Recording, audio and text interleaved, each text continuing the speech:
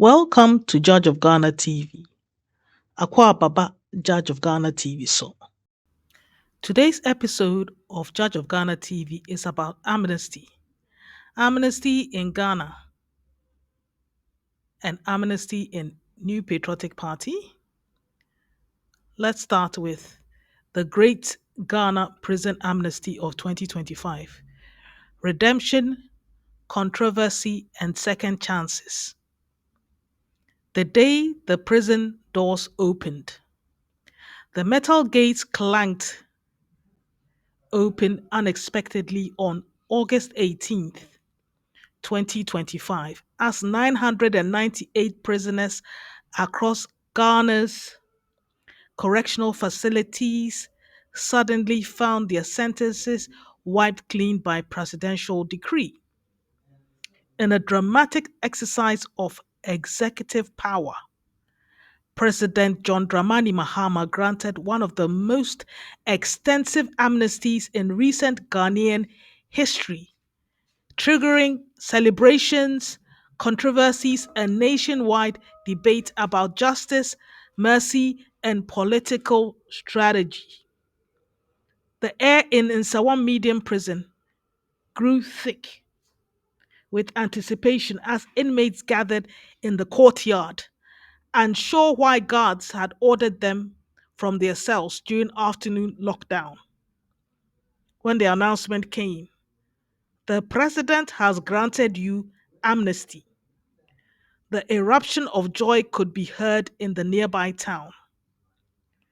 Grown men wept, others dropped to their knees in prayer, and a few broke into spontaneous dance, their shackles, both literally and metaphorical, suddenly removed.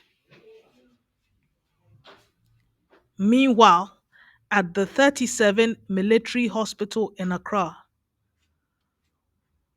one conspicuously absent beneficiary, William Ato Essien, former CEO of the defunct Capital Bank, received news that he would not be among the freed. Despite a public campaign advocating for his pardon based on failing health, the architect of one of Ghana's most spectacular banking collapses would remain behind bars, signaling that financial crimes would not be easily forgiven. By the numbers, the anatomy of an amnesty.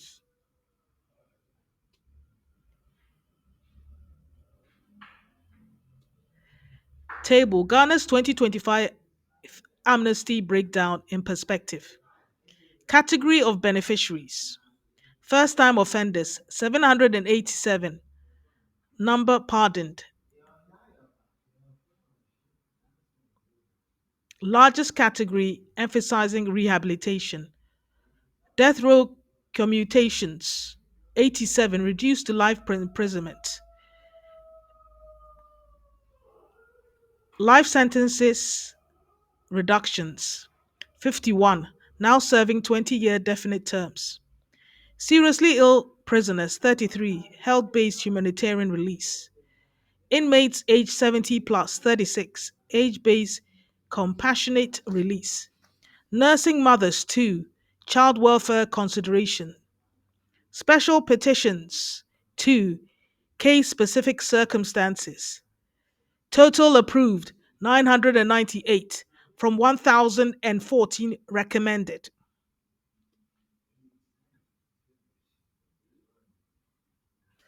The constitutional machinery behind this massive release began turning weeks earlier when the Prison Service Council compiled a list of 1,014 potential beneficiaries after consultation with the Council of State, a required step under Article 72(1) of the Ghana's Constitution.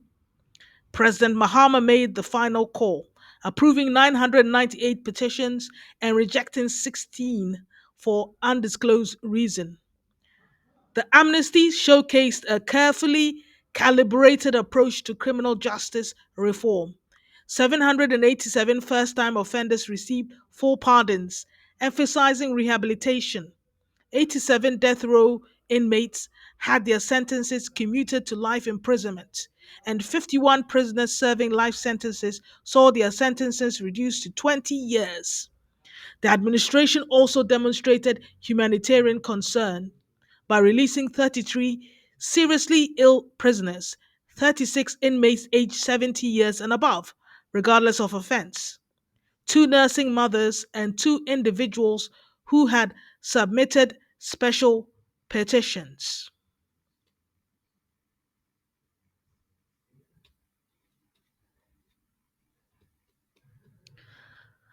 The cast of characters, heroes, villains, and controversies. The presidential decision maker, President John Dramani Mahama, freshly sworn into office in January 2025, faced immediate pressure to address Ghana's chronic prison overcrowding and human rights record. His administration had inherited a penal system straining at its seams and international criticism about various human rights issues. The amnesty represented both a practical solution to congestion and a symbolic gesture aligning with his administration's stated priorities. The notable exclusion. The case of William Ato Essien became the controversial counterpoint to the amnesty narrative. The former Capital Bank CEO had been convicted in April 2023 for misapplying liquidity support from the Bank of Ghana and sentenced to 15-year imprisonment on October 12th, 2023. His exclusion from amnesty, despite reported health issues, signaled the administration's stance on financial crimes that had contributed to Ghana's banking sector challenges. The institutional players. Behind the scenes, the Prison Service Council performed the delicate work of identifying suitable candidates for release, while the Council of State provided the constitutional mandated advisory role. Their recommendations balance multiple factors: rehabilitation progress, nature of crimes, prison behavior, and potential risks to public safety.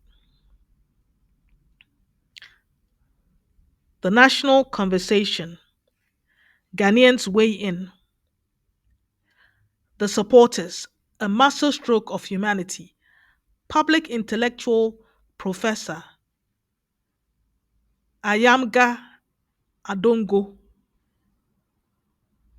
captured the optimistic perspective, declaring the amnesty timely and uplifting. This view emphasized the humanitarian aspects of the decision: the elderly returning to families, the sick accessing proper medical care, and first time offenders getting a second chance at productive lives. Ordinary Ghanaians expressed support on social media and call in radio programs, with many praising Mahama's outside the box thinking in addressing prison congestion. Some highlighted the economic benefits, reduced cost of incarceration, and potential for rehabilitated individuals to contribute to society. The critics.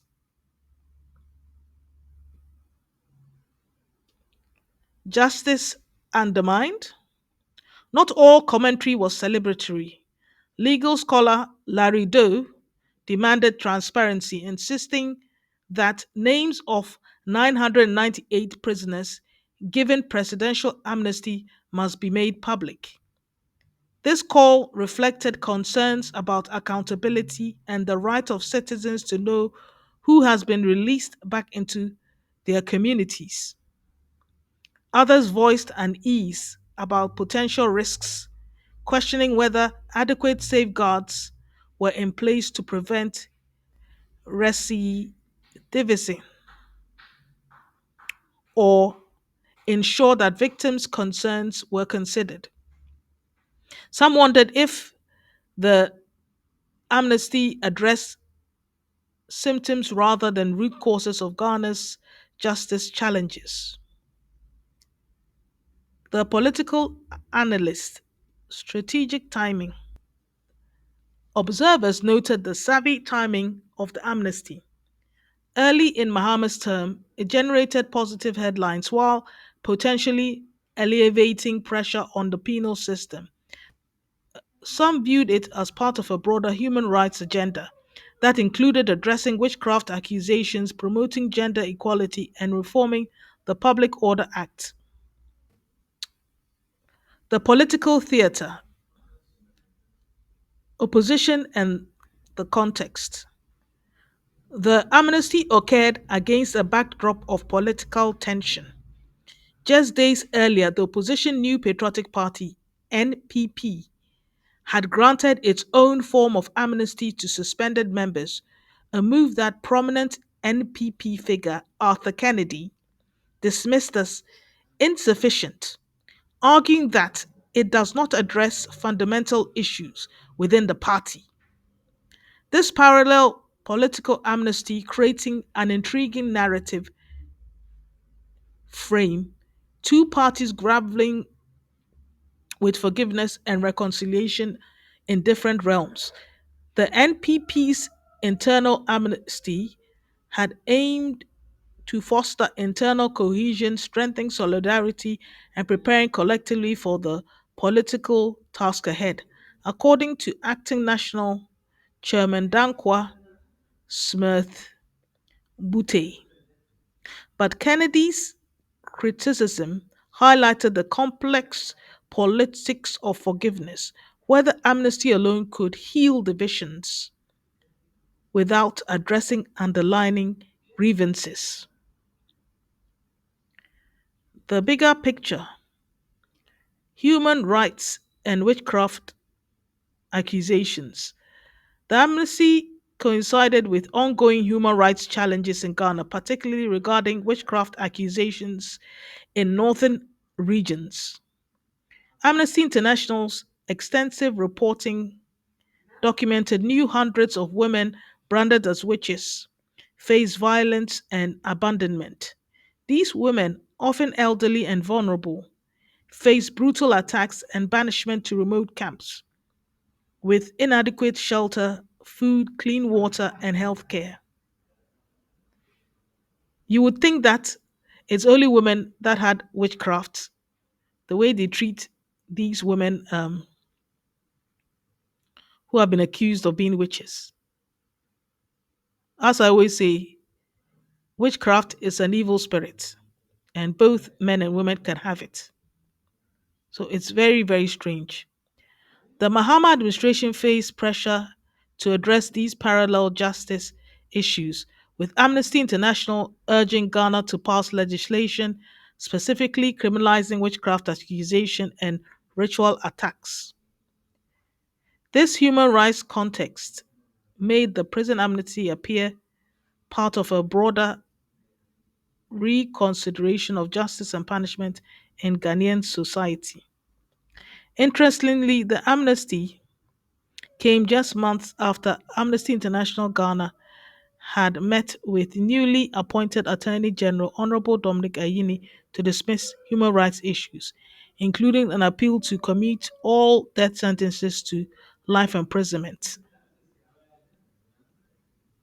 The partial fulfillment of this request through the commutation of 87 death sentences suggested dialogue between the government and human rights organizations were, was having tangible effects. What comes next? Implications and future reforms, reintegration challenges. The massive release created immediate practical challenges. Former inmates needed support and housing, employment, and social integration to prevent recidivism. Community organizations and government agencies scrambled to develop programs that would help the newly freed transition successfully back into society. Legal reform momentum. The amnesty intensified discussions about deeper justice system reforms. Many commentators noted that whilst Amnesty addressed prison overcrowding temporarily, structural issues required more comprehensive solutions, addressing trial delays, reviewing sentences guidelines, and expanding alternative sentences options. Amnesty International had previously highlighted the need for progress of the Community Service Sentencing Bill, which will help decongest the prisons in Ghana. Many hoped the amnesty would catalyze movement on such longer term reforms. International reputation. Ghana's human rights record remains under international scrutiny, particularly regarding LGBTI rights and freedom of assembly. The amnesty potentially boosted Ghana's reputation by demonstrating a progressive approach to punishment and rehabilitation, even as other issues remained contentious. Stories of freedom and uncertainty. As the sun set on August 18, 2025, 787 first time offenders embraced relatives they hadn't touched in years, their possessions contained in small bundles held tightly to their chests. At the other end of the age spectrum, 36 elderly inmates blinkered in disbelief at a world that had transformed during their incarceration, now facing the daunting task of rebuilding lives in a society that had moved on without them. In the northern witch camp, where hundreds of women banished by superstition rather than courts endured indefinite sentences of exclusion, the prison amnesty raised uncomfortable questions about selective mercy. If the state could forgive convicted criminals, why couldn't it protect innocent women branded as witches? The Mahama amnesty of 2025 would be remembered not just for the prisoners it freed, but for the conversation it ignited about justice, forgiveness, and what kind of society Ghana aspired to become. As the nation debated, 998 people took their first tentative steps towards second chances, their futures hinging on whether Ghana would support their redemption or merely witness their struggle. 998 sabre de wo munyina na doye aso mo so nti wa utiri ye no na achese we no oka ho ebia wonom eba fie na omampani echimu se wonom enam enhyehyeye ahodo a na achese enei eye prison service council no na afen so kra no eye council of state abra wone wonom so etwetwe enkomo no na wonom ejina eye article 72(1) ewo amamra wotintim no afi apema hankrodu okron mienu no so na wotu sa anamon na enumu no na wachemu de atwedwa se sa enipa ahankron eduokron enwotwe na enipa ya wode abegu na apono so nyina no eye apem eni edunan 1014 na so wohwehwe mu a hwepetetakra mu ni ade ano enipa no mu ahankron eduokron enwotwe ena sa amnesty adoye aso wo so a waje atum se yenyi wonom nyina na eduafo na wonom emrafie na sede omumu enchichemu atienie wonom a wanye bone da ya bredi kan kra ya wonom aye bone ma yede omo akoto afiase no eye ahanson aduowotwe enson saa nso na wonom a na yabua wonom kumfo ya eni eka ho bi ma wonom ekoda afiase wonkwa na nyina no enso eye aduowotwe enson ena afen so kra no wonom a na chese ya de wonom akọ afiase ya chese emfihia aduonum ene akiri no wonom nso ena mu be se aduonum baako ena afe womo a womo yare pa ya chese wo home wonka ntemu ya aka omohome 3.5 no womo nso eye aduasa emiensa ena afe wonom a enyini ye papa no a womo eburu emfihia aduoson ekro no womo nso so emu aduasa ensia eka ho ena afei wonom a eya abatan ya woma wo manufuo mienu eka ho ena womo a womo nso so ede enkrata petition ekodane empanifo no ɔmo nso ɛyɛ mmienu ɛna ɛka ho ne nyinaa ɛna sɛ ɛnɛ yi wotumi ɛkeka ɛbɔ mu a na kyɛ sɛ nnipa no nyinaa no akɔduru ahankron aduɔkron ɛnwɔtwe yɛ a ɔmampanin ama ɔmo amnesty ma ɛbɛka ho bie yɛyi saa nneduafoɔ nyinaa akɔ fie yɛ a ne kasamafoɔ owura Felix Kwakyeofosu ɛde ne nsa ahyɛ nkrataa ase abɔ Ghanafoɔ amaneɛ. The NPP's amnesty drama inside the political pardon that's shaking Ghana. The plot twist no one saw coming. In a move that stunned Ghana's political landscape, the new patriotic party, NPP, dropped a bombshell on August 16th, 2025. A sweeping general amnesty for all suspended members and those facing disciplinary proceedings. This dramatic announcement, spearheaded by acting national chairman Dankwa Smith Bute, set off a firestorm of reactions across the nation, from jubilant celebrations to cries of hypocrisy and strategic exclusion. But here's the kicker: the amnesty came with a poison pill. Reinstated members would be barred from internal elections for 2 years. Was this a genuine olive branch or a cleverly disguised move to neutralize potential rivals? Let's dive into the full story, packed with twists, betrayals, and enough political drama to rival a telenovela.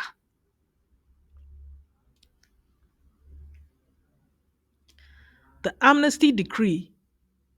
What exactly went down? The official word: the MPP's National Council, in an emergency meeting on July 25th, 2025, greenlit a sweeping amnesty aimed at fostering internal cohesion, strengthening solidarity, and preparing collectively for the political tasks ahead. The announcement, made on August 16, 2025, via a directive signed by acting national chairman Dankwa Smith Bute, declared all existing suspensions lifted, all ongoing disciplinary proceedings waived, but members who had forfeited their membership must formally reapply for reinstatement. The announcement, made on August 16, 2025, via a directive signed by acting national chairman Dankwa Smith Bute, declared all existing suspensions lifted, all ongoing disciplinary proceedings waived, but members who had forfeited their membership must formally reapply for reinstatement. And crucial reinstated members would be ineligible to contest internal party elections for 2 years. The notable comeback kits. The amnesty set the stage for a political resurrection for some of MPP's most notable outcasts.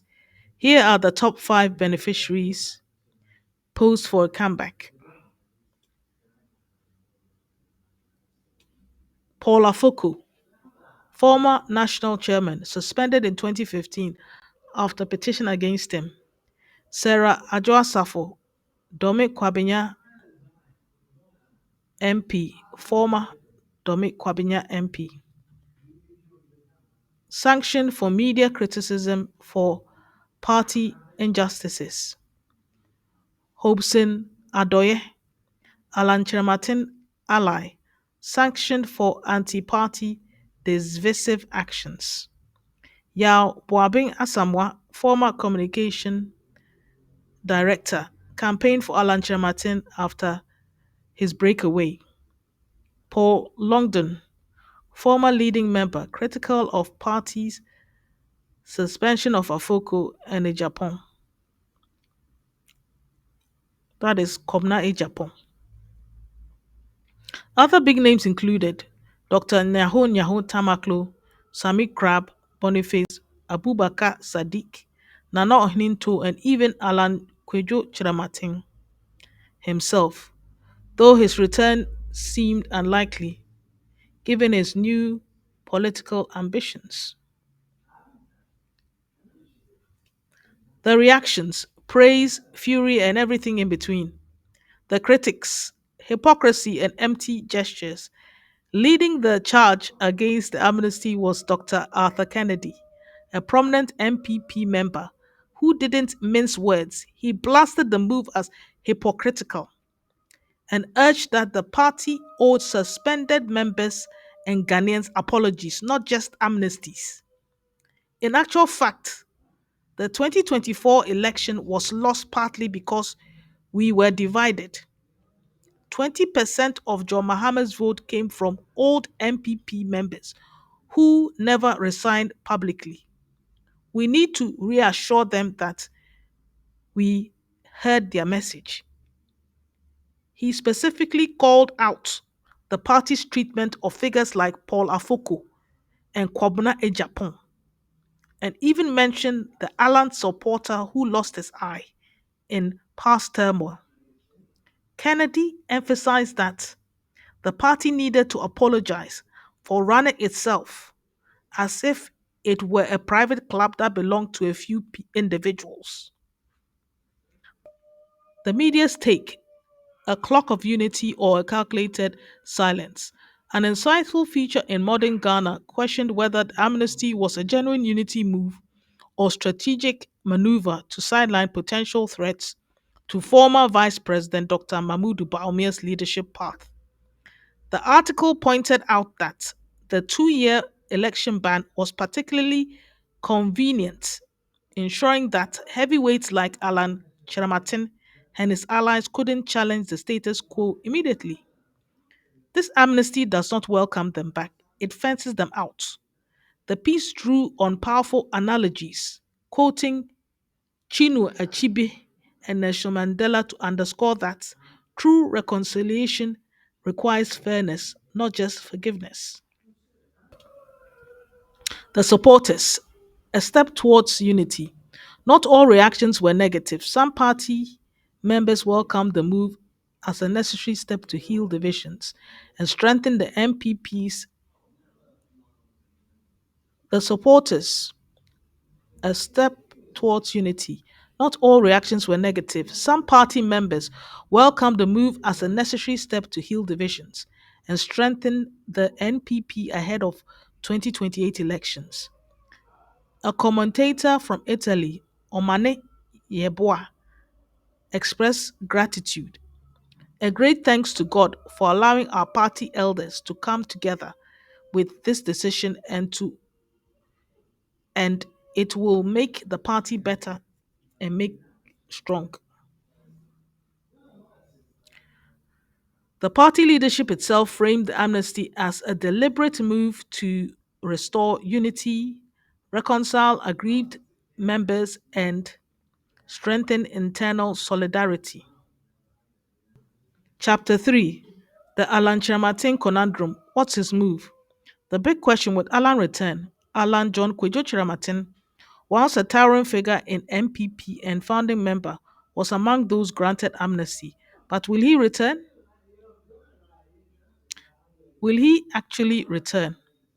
Alan had resigned from the NPP on September 25th, 2023, to run as an independent candidate in the 2024 presidential election under his Movement for Change platform. His breakaway was massive. His breakaway was a massive blow to the NPP, and his reinstatement now raises more questions than answers. Silence from the man himself. As of now, Alan has not publicly responded to the amnesty offer, given his investment in the M4C and his historical grievances with the MPP. It seems unlikely he will come back, especially under the condition that he can't contest internal elections for 2 years. This ban effectively neuters any immediate political influence he might have, making the amnesty seem like a political trap than a genuine welcome. The political theater, reconciliation or repression. The amnesty has been brilliantly dubbed a form of political purgatory by critics, a limbo where returnees are technically back but stripped of any real power. This is especially relevant for Alan and his allies, who could have posed a significant threat to the current leadership. The hidden agenda, what's really going on? A masterstroke of political strategy. Beneath the surface, this amnesty reeks of calculated political maneuvering. The NPP is still licking its wounds after losing the 2024 elections, and internal divisions are seen as a key reason for that loss. By offering amnesty, the party is trying to reintegrate valuable members and voters, project an image of unity ahead of 2028 elections, neutralize rivals by imposing a 2 year election ban. The private club critique. Dr. Kennedy's criticism hits hard. The MPP has been accused of operating like a private club for too long. The amnesty might be an attempt to open the doors, but only just enough to let people in without actually giving them a seat at the decision making table. What's next? Predictions and implications. The road to 2028. The amnesty is clearly a move to consolidate the MPP's base and present a united front for the 2028 elections, but with heavyweights like Alan likely staying away and critics like Kennedy unappeased, it remains to be seen how effective this strategy